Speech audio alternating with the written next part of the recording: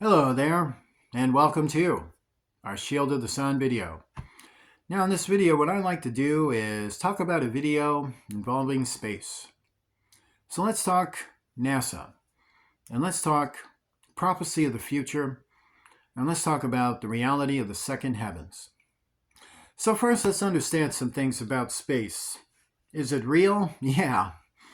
Like if you're one of these people that buy into the satanic belief of flat earth and things of this nature, and you think somehow the space and blah, blah, blah, blah, blah, you got a million theories.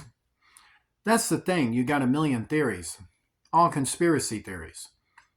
So that's the problem usually when people want to understand space. You see, first they got conspiracy theories about NASA, and then they got conspiracy theories about space, and then they got conspiracy theories about the worlds of space, and got conspiracy theories about Earth. So let's solve this thing over here. Did NASA go to the moon? Yeah. There's a conspiracy theory that says no. Just like there's conspiracy theories about JFK and conspiracy theories about flat Earth. So there's a bunch of that. Did you know that it was a Satanist that killed JFK and not the CIA? Did you know that it was, we went to the moon, in fact. And for all these other conspiracy theories, you're going to get into that. But I think the main core of what you understand is that there are conspiracy theories. And conspiracy theories, according to the Bible, are formulated by Satanists in order to deceive the mind and deflect from the truth. That the fact there is a conspiracy which is leveled on Satanists to do harm by lying. So remember, Satan is called father of lies. So that's to say he crafts lies to seem believable, but they're lies at the end of the day. And he'll defend lies like a father defends their children, or father and mother defends their kin, which is to say that he'll create lies and then suddenly he's given birth to something and feels like he's got to defend those lies. So to understand, yes, we went to the moon. And we went to the moon for very righteous reasons and reasonable reasons that needed to be well done.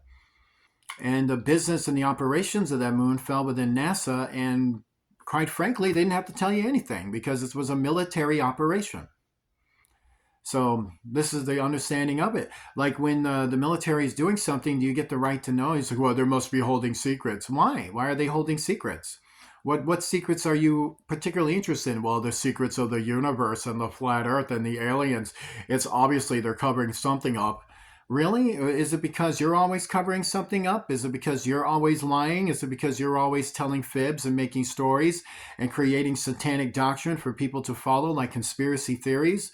So when you got a group in covens that create conspiracy theories, the next thing you know, we never went to the moon. We have a conspiracy on the moon. NASA has a moon base on the moon, and we don't want to tell you about it.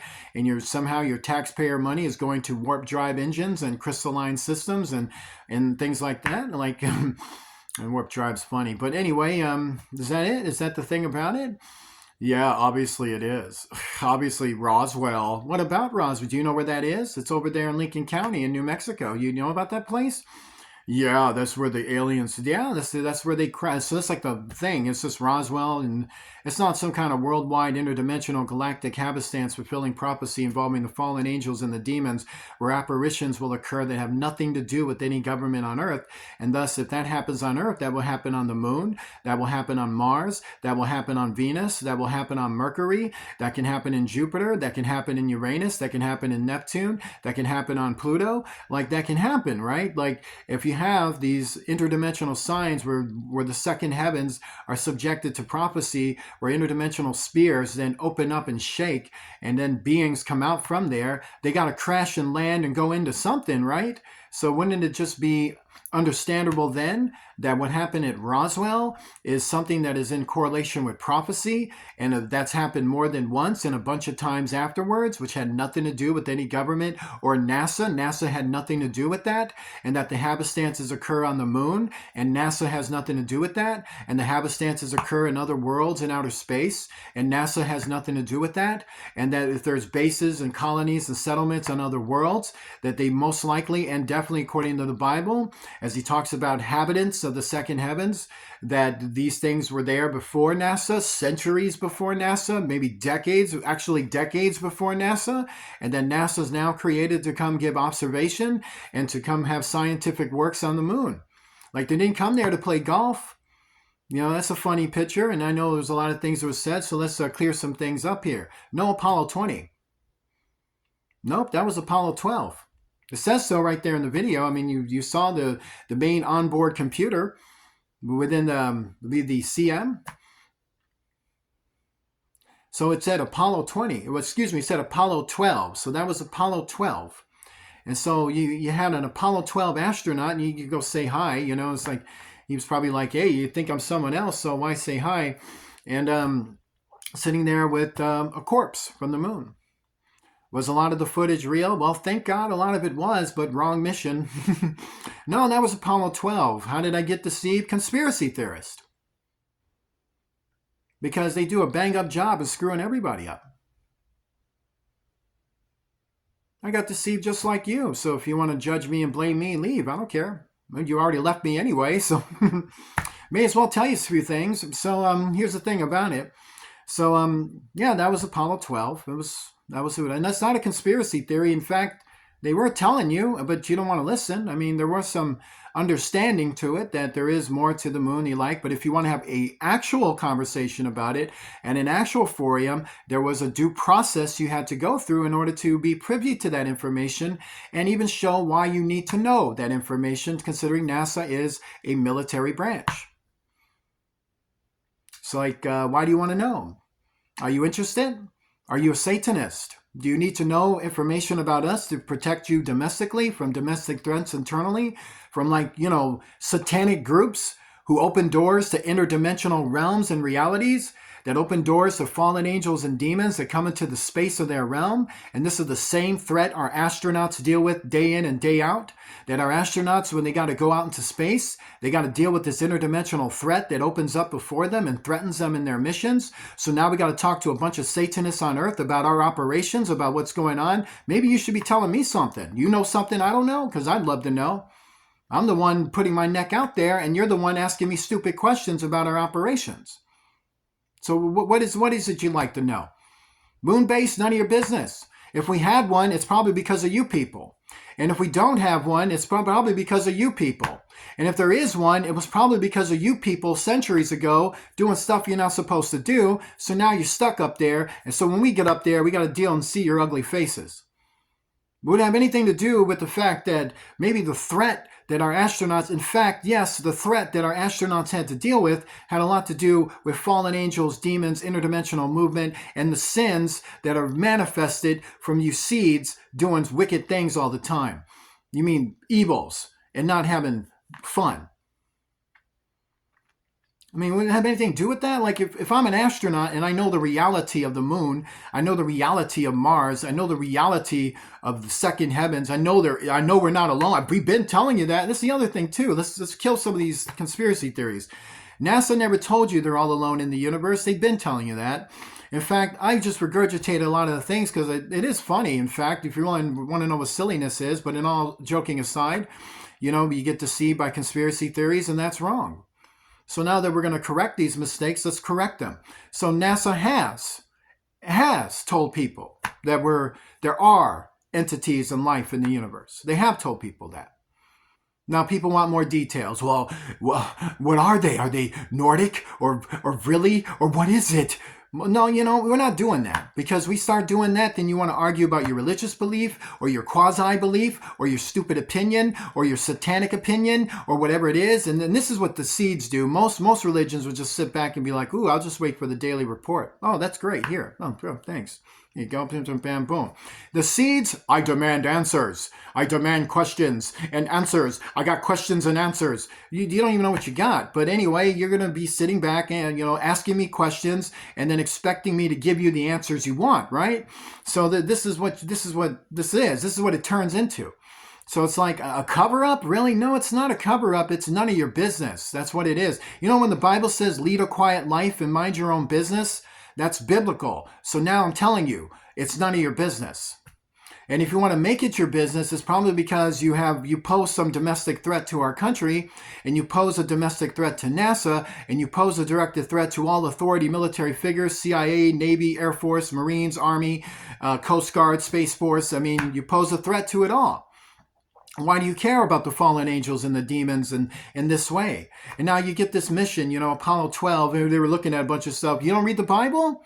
What, that big ship surprises you? That's a surprise to you. It wasn't to the astronauts. They read the Bible. They knew. You should know too. You would have learned it in church. But you don't want to know. You know, if you're not going to believe the Genesis account, why tell you what's on the moon? And then you're going to just think, oh, you see, it was millions of years. The Sumerians were right. The Babylon. You don't even know the Sumerians. You don't even know the Babylonians. You don't know any of these ancient races. You just think you do. And this is like saying, well, yeah, they were all. No, they weren't. Those were apparitions and devils and spirits that manifested in your room after you were sitting back Babel channeling, going, yeah. And then these things just entered in there and just giving you stupid ideas, and you went along with them. And that's actually what happened. And then they were telling you a whole other version of history, and now you got questions for NASA. And you expect some answers. And when NASA tells you you're crazy and you don't deserve any answers, you obviously are out of your mind, you just want to come back with this. So yeah, you know, there is an interdimensional satanic threat on all the worlds of outer space. It's the result that came from the war in heaven when all of these things were casted out and then sent into different spheres and landed through different worlds like Earth. And then now there are these Satanist conjurers, these satanic conjurers who conjure demons and manifest interdimensional doors that swing them open. So guess what happens? We got a problem on the moon. Houston, we definitely have a problem. And then at the end of the day, when they find out what was the problem, well, you know what? Well, tell me, Commander, what's happening?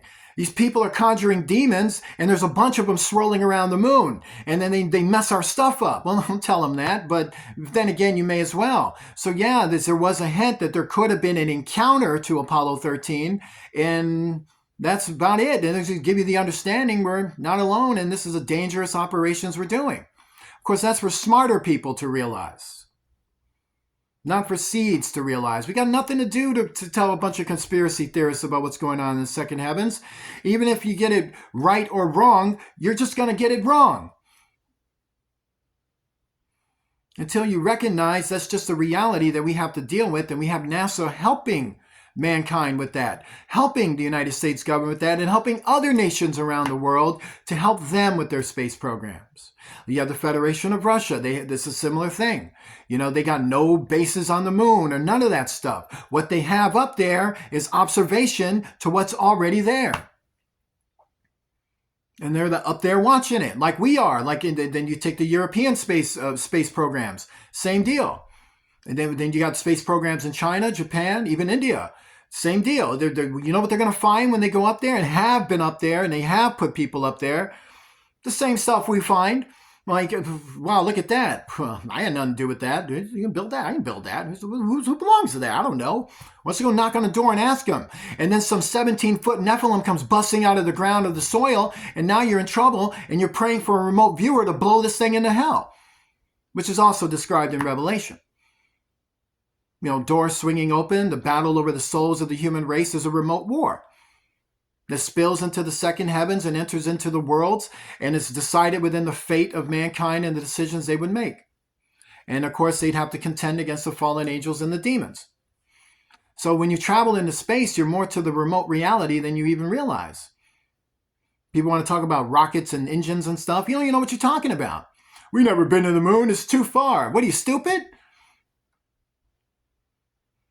I mean, I've heard a lot of conspiracy theories of this. The moon is too far. The moon is an abstract. The moon is a Death Star. The moon is a starship. You know, the moon was artificial. The moon, I mean, blah, blah, blah, blah, blah. I mean, the more and more I hear these conspiracy theories, the less I like the moon.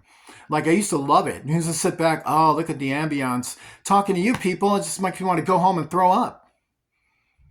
You know, you're robbing the joy of the celestial spheres, of the worlds, of the physical plane away from people. And this is terrible. This is a terrible thing to do. I mean, you should have more respect. But no, which is sad, really. I mean, I find that terrible and disgusting. So to really understand it, a lot of what I see is just unbelievable stuff to me.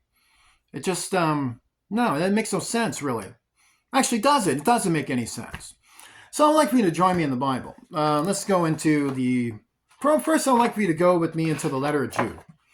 We're going to go all the way into Jude. And when we do, we're going to start there in verse 1. Jude, the servant of Jesus Christ and brother of James, to them that are sanctified by God the Father and preserved in Jesus Christ and called. Mercy unto you, and peace and love be multiplied. Now, hold on one second.